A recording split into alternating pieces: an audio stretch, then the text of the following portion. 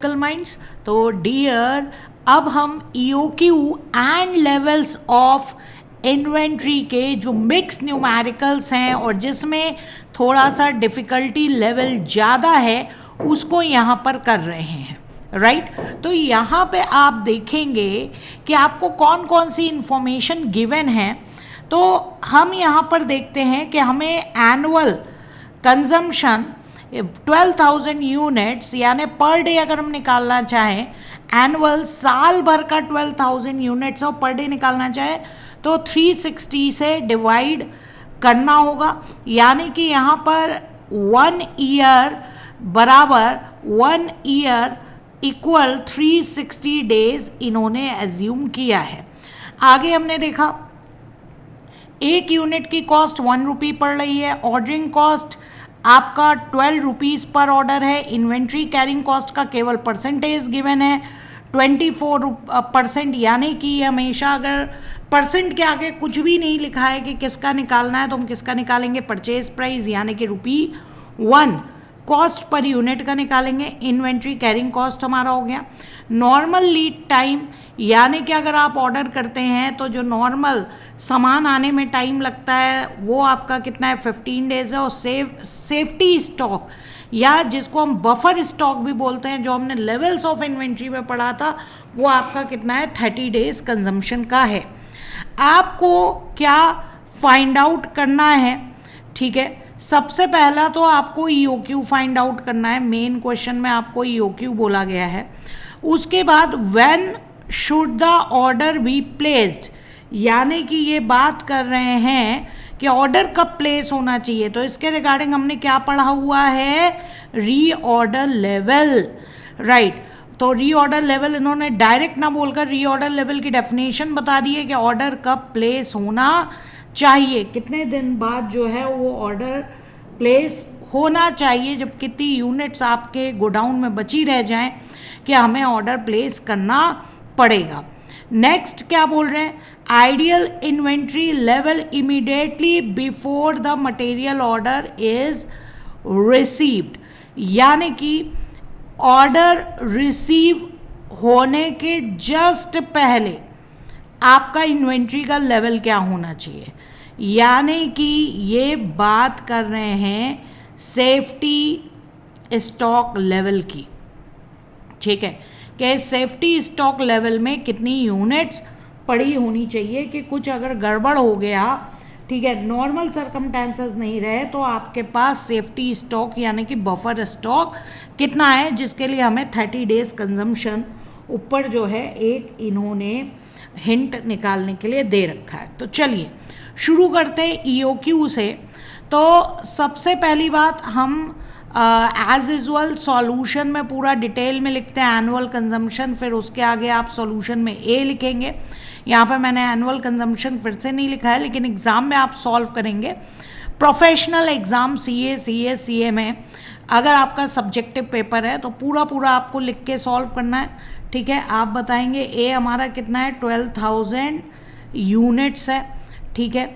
ओ आप लिख के बताएंगे ऑर्डरिंग कॉस्ट, ठीक है। हमारा यहाँ पर ओ जो है वो आपका ₹12 पर ऑर्डर है। ऑर्डरिंग कॉस्ट हमेशा जो है वो आपके पर ऑर्डर में दी रहती है। और हमेशा याद रखिएगा जो कैरिंग कॉस्ट होती है वो पर एनम बेसिस पे होती है, per unit per annum basis पे होती है। तो यहाँ पे आपका गिवन नहीं है, तो कैरिंग कॉस्ट हम कैसे निकालेंगे, ₹1 का 24% हम निकालेंगे। तो ₹1 का 24% यानी कि हमारा 0.24 रुपीज़ यहाँ पर आ जाएगा। तो यहाँ पे 0.24 रुपीज़ जो है वो हमारी कैरिंग कॉस्ट हो गई। तो ईओक्यू हम कैसे निकालेंगे, ईओक्यू का हमारा फॉर्मूला है 2AO/C का हमें रूट करना होता है। और यहाँ पर आपका जो है 2 × A हमारा 12,000 है, 12,000 यूनिट्स है। ओ हमारा 12 रुपीज़ पर ऑर्डर है एंड 0.24 का आपको रूट कर लेना है, तो हमारा इकोनॉमिक ऑर्डर क्वांटिटी निकल आएगा। तो यहाँ पे हम देखते हैं 12,000 इंटू 2 इंटू 12 2,88,000 डिवाइडेड बाय 0.24 हमारा है 1,20,000, ठीक है। और 1,20,000 का हम क्या कर लेंगे, 1,20,000 नहीं है, 12 लाख आया है, 12 लाख आया है, और 12 लाख का हम क्या निकाल लेंगे, रूट निकाल लेंगे। तो हमारा आ जाएगा 1095 यूनिट्स। अब क्योंकि यूनिट्स आपके फ्रैक्शन में नहीं लिखी जाती है, तो दैट्स वाई हम पॉइंट के बाद की चीज़ नहीं लेते हैं, फुल यूनिट्स यहाँ लिखेंगे 1095 यूनिट्स। तो ये तो हमारा हो गया पहला पार्ट क्वेश्चन का, जिसमें इन्होंने क्या पूछा था, EOQ। अब हम आते हैं रीऑर्डर लेवल पे, जो कि हमसे नीचे बोला गया है कि आपको रीऑर्डर लेवल कंप्यूट करना है। अब यहाँ पे आप अगर देखिए रीऑर्डर लेवल कंप्यूट करने के लिए आपका फॉर्मूला होता है maximum consumption into maximum lead time. क्या यहाँ पर maximum consumption into maximum lead time given है? आंसर है नो। यहाँ पे maximum consumption into maximum lead time given नहीं है, तो इसका मतलब हमें ROL के और किसी फॉर्मूले पे जाना पड़ेगा। तो मिनिमम स्टॉक लेवल और सेफ्टी स्टॉक लेवल का हमारा फॉर्मूला क्या होता है? वहाँ पे हमारा फॉर्मूला होता है ROL minus normal consumption into normal lead time, right? ये फॉर्मूला होता है, तो वहाँ से आपका ROL निकल सकता है। लेकिन यहाँ पे आप ये देख रहे हैं कि अगर हम ROL का फॉर्मूला ये वाला यूज़ करते हैं, सेफ्टी स्टॉक लेवल, मैं यहाँ पे मिनिमम लेवल को लिख रही हूँ, ठीक है। सेफ्टी स्टॉक लेवल का फॉर्मूला होता है ROL minus normal consumption into normal lead time. तो अगर ROL को मैं लेफ्ट हैंड साइड कर दूँ और सेफ्टी स्टॉक को मैं राइट हैंड साइड कर देती हूँ, ठीक है। तो यहाँ पर सेफ्टी स्टॉक लेवल पे अगर हम नॉर्मल कंजम्पशन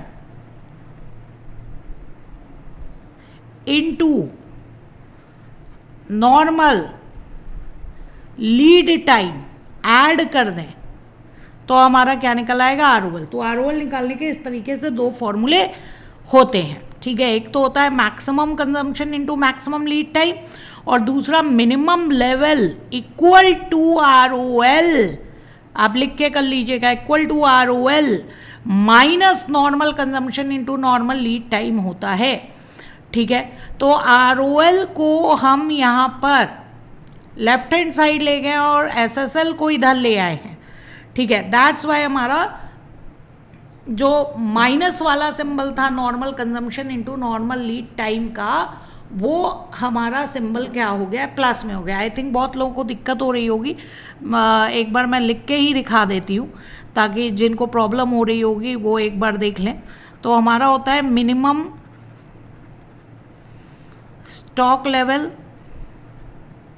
और मिनिमम स्टॉक लेवल को हम क्या बोलते हैं, SSL भी बोलते हैं। फॉर्मूला हमारा होता है ROL minus normal consumption into normal lead time, right? ये होता है। तो मैं आपसे ये कह रही थी कि यहाँ पर आप देख रहे हैं लेफ्ट हैंड साइड SSL है और राइट हैंड साइड क्या है, ROL है, ठीक है। तो अगर हम SSL वाले साइड ये नॉर्मल वाला ले आए, ठीक है, normal consumption into normal lead time,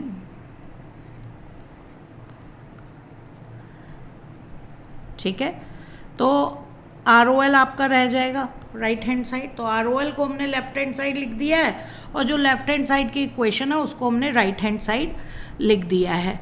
तो ये आपका ऊपर वाला जो मैंने फॉर्मूला लिखा वो कैसे डिराइव हुआ है वो मैंने आपको यहाँ पे लिख के दिखा दिया। तो आई होप इतनी बात आपको समझ में आ गई होगी।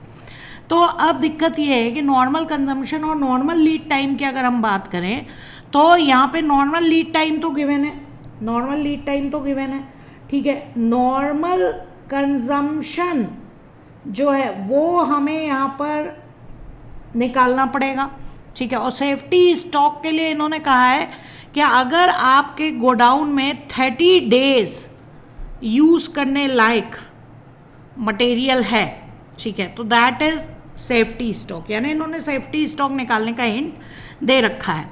तो रीऑर्डर लेवल निकालने के पहले अगर हम सेफ्टी स्टॉक निकाल लें, ठीक है, सेफ्टी स्टॉक निकाल लें, तो सेफ्टी स्टॉक मतलब 30 दिन का कंजम्पशन, तो एक दिन का कंजम्पशन कितना होगा, एक दिन का कंजम्पशन कितना होगा, ठीक है। तो अगर 30 डेज आपका दिया है सेफ्टी स्टॉक टाइम दिया है, ठीक है, सेफ्टी स्टॉक टाइम गिवन है, और एक दिन का कंजम्पशन हम कैसे निकालेंगे। तो अभी मैंने आपको क्वेश्चन के स्टार्टिंग में बताया था साल भर का कंजम्पशन अगर 12,000 यूनिट्स है और 360 डेज नहीं बता रहे हैं, तो एक दिन का कंजम्पशन निकालने में ये यूज़फुल हो सकता है। तो बिल्कुल वही चीज़ यहाँ पे लगेगी कि 12,000 यूनिट्स अगर साल भर में यूज़ हो रही है और साल भर में 360 डेज ये एज्यूम कर रहे हैं, तो 1 डे का कंजम्पशन क्या होगा, 12,000 डिवाइडेड बाय 360, राइट, 1 डे का कंजम्पशन निकल आएगा। तो थोड़ा सा एडवांस लेवल का अब आपका न्यूमेरिकल हो गया है जहाँ पे आपको मिसिंग इन्फॉर्मेशन निकालनी होती है, राइट। तो यहाँ पे आपका 30 डेज दिया हुआ है और 12,000 डिवाइडेड बाय 360 जब आप करेंगे, 12,000 डिवाइडेड बाय 360 जब आप करेंगे तो आपका आएगा 12,000 डिवाइडेड बाय 360 आप करेंगे तो आपका आएगा 33.333, राइट। और उसको आप जब 30 डेज से मल्टीप्लाई करेंगे, ठीक है, पर डे का कंजम्पशन यहाँ पे 33.33 आया, तो 999.99 आएगा। तो उसको आप राउंड ऑफ करके, क्योंकि यूनिट्स हमेशा हम फुल में लिखते हैं, आप कितना लिख देंगे, 1000 यूनिट्स लिख देंगे। और ये आपका लास्ट वाले पार्ट का आंसर हो गया, सेफ्टी स्टॉक 1000 यूनिट्स। अब अगर आपका सेफ्टी स्टॉक 1000 यूनिट्स निकल आया है और ROL का फॉर्मूला मैंने आपको दिया हुआ है, तो ROL में 1000 यूनिट्स तो आपका क्या हो गया, सेफ्टी स्टॉक लेवल हो गया। अब आपका normal consumption into normal lead time जो है आपका यहाँ पर आएगा। तो नॉर्मल कंजम्पशन हम कैसे निकाल रहे थे, नॉर्मल कंजम्पशन हम निकाल रहे थे 12,000 यूनिट, जैसे अभी पीछे हमने निकाला पर डे का 33.33 डिवाइडेड बाय 360 डेज, और यहाँ पर हमें जो है नॉर्मल लीड टाइम जो है वो आपका गिवन है 15 डेज़ का, तो नॉर्मल लीड टाइम हमारा हो गया 15 डेज़ का। और यहाँ पे अब हम ROL यहाँ पे कैलकुलेट कर सकते हैं ईज़िली। तो आपका ये जो 12,000 यूनिट्स डिवाइडेड बाय 360 है 33.33 आएगा, इसको आप 15 से मल्टीप्लाई करेंगे, आपका 499.99 आएगा, और उसको आप राउंड ऑफ करके 500 कर सकते हैं। तो यहाँ पर 1000 यूनिट्स प्लस 500 यूनिट्स और टोटल आपका 1500 यूनिट्स जो है वो आंसर आ जाएगा रीऑर्डर लेवल का। तो आई होप आपको ये क्वेश्चन समझ में आया होगा। तो ऐसे हम अभी एडवांस क्वेश्चंस जो हैं वो करते जाएंगे। तो चलिए नेक्स्ट क्वेश्चन देखते हैं, और नेक्स्ट क्वेश्चन में देखिए क्या बोल रहा है। नेक्स्ट क्वेश्चन में ML manufacturing limited is required 1000 units of material EX on average for a week, यानी कि एक हफ्ते में एवरेज बेसिस पे 1000 यूनिट चाहिए होती है। यानी अगर यहाँ EOQ की बात करेंगे तो हमें एनुअल रिक्वायरमेंट निकालनी पड़ेगी, और अभी हमें जो दिया हुआ है डेटा वो वीक का दिया हुआ है requirement, which is purchase at a price of ₹30 per unit, यानी ये आपका क्या है, गिवन प्राइस है, ठीक है।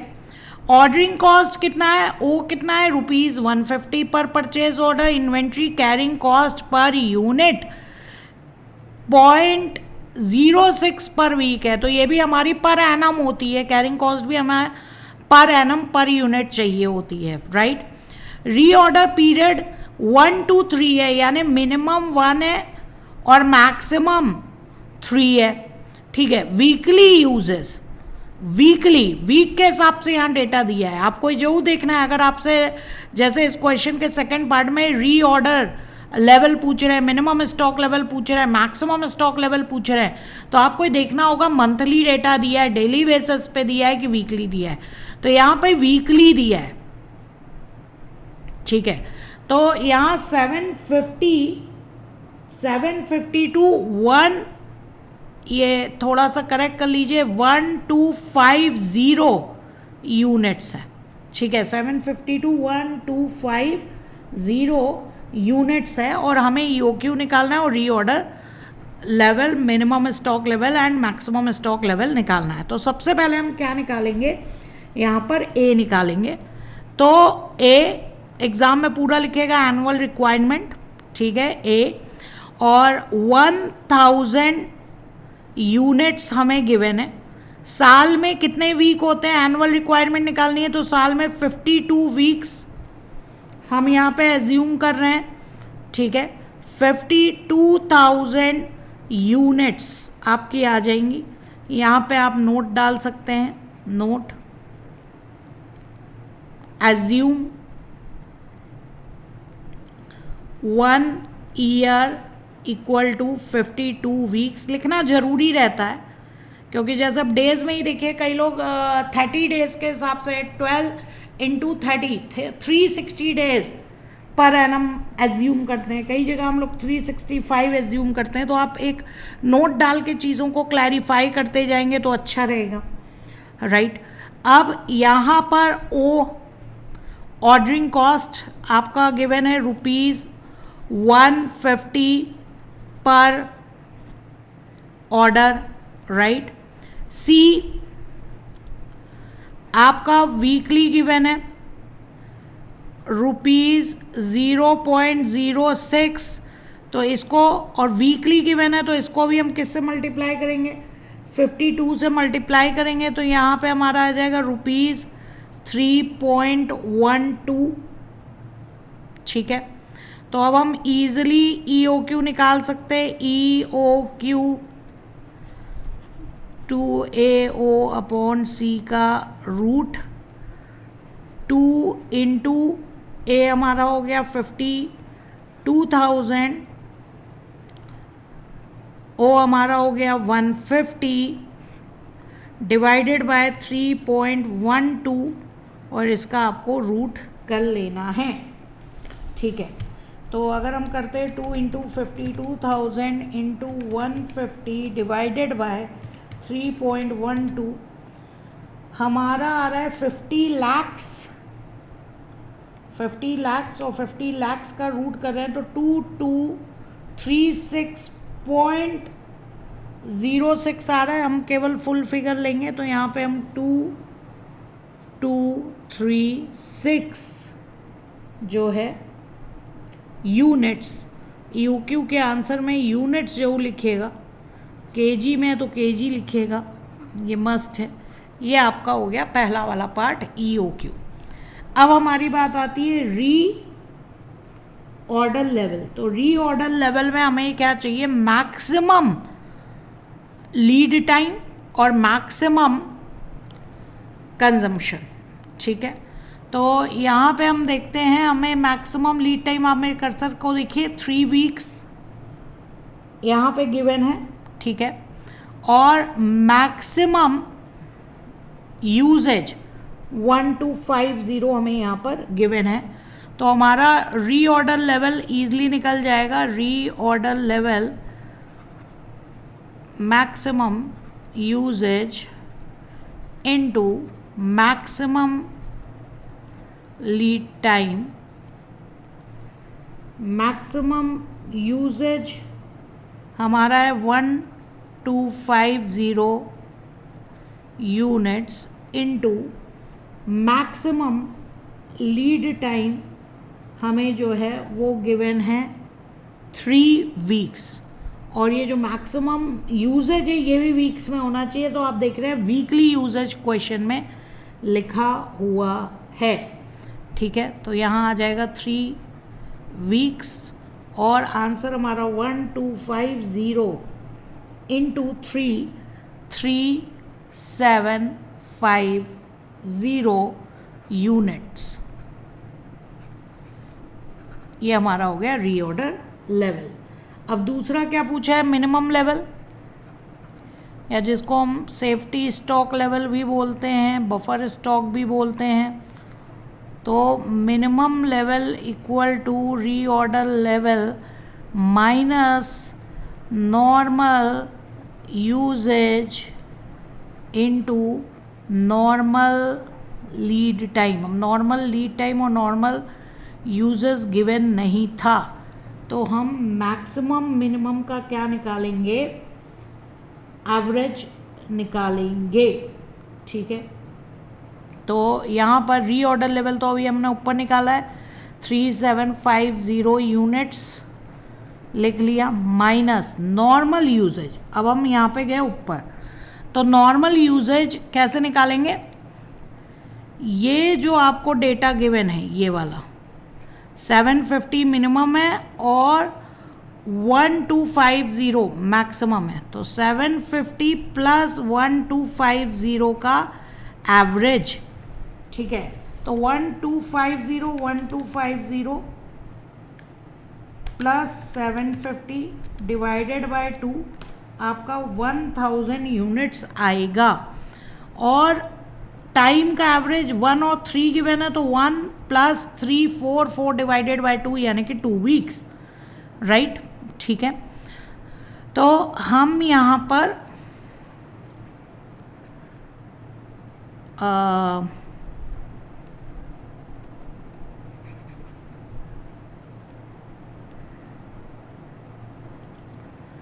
Normal users 1000 units into normal lead time 2 weeks, यहाँ पे लिखेंगे, यहाँ पे लिख देंगे वर्किंग नोट नंबर 1 और वर्किंग नोट नंबर 2, ठीक है।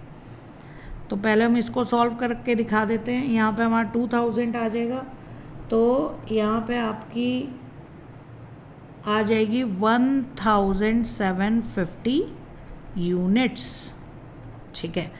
फिर यहाँ पे हम नॉर्मल यूजेज हमने कैसे निकाला, 750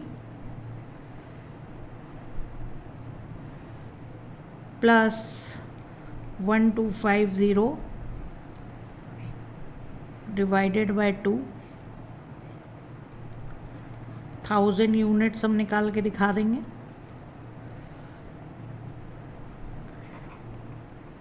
वर्किंग नोट यहीं पे साथ में ही दिखा दे रहे हैं, या अलग से भी आप लास्ट में दिखा सकते हैं। Working note number 1, working note number 2, normal lead time equal to 1 plus 3 divided by 2 यानी 2 वीक्स, ठीक है। तो ये हमारा आ गया मिनिमम लेवल। मिनिमम लेवल के बाद अब आपसे मैक्सिमम स्टॉक लेवल भी पूछा गया था, तो मैक्सिमम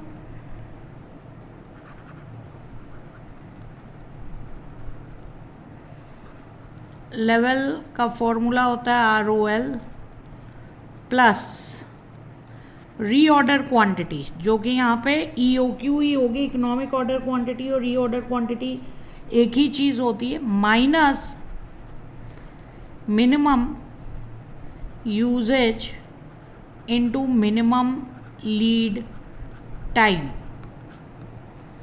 तो रीऑर्डर लेवल आप ऑलरेडी निकाल चुके हैं 3750 यूनिट्स का।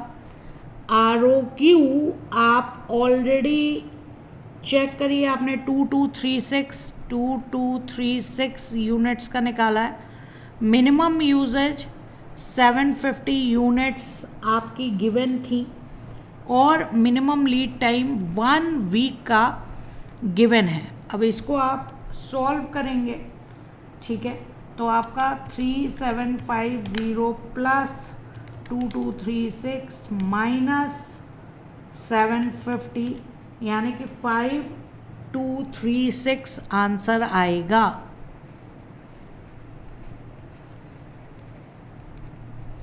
राइट, तो ये आपका मैक्सिमम लेवल हो गया। आई होप आपको क्वेश्चन समझ में आया होगा। तो इस क्वेश्चन में इन्होंने EOQ और मैक्सिमम लेवल दोनों की बात की है। राइट, आई होप आपको ये चीज़ समझ में आई होगी। तो न्यूमेरिकल के लिए बने रहिए लगातार मेरे साथ। मिलते हैं नेक्स्ट न्यूमेरिकल पे। Thank you.